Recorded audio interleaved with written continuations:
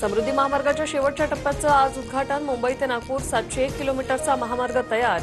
MSRDC व्यवस्थापकीय संचालक अनिल कुमार गायकवाड यांची माहिती. आरोपी निलेश चव्हाणवर गुन्हा दाखल असतानाही शस्त्र परवाना. गुन्ह्याची माहिती पोलिसांनी गृह विभागापासून लपवली. तत्कालीन गृह राज्यमंत्री सतेज पाटलांसमोर झालेल्या सुनावणीत परवाना देण्यास मान्यता. लाडक्या बहिणींच्या खात्यात मे महिन्याचा हप्ता जमा व्हायला सुरुवात. महिला आणि बालकल्याण मंत्री आदिती तटकरे यांची माहिती.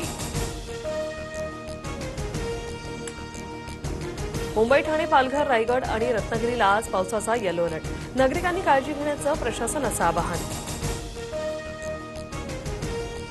1 ऑक्टोबर 2026 आणि 1 मार्च 2027 मध्ये 2 टप्प्यात जनगणनेसह जातनिहाय जनगणना होणार.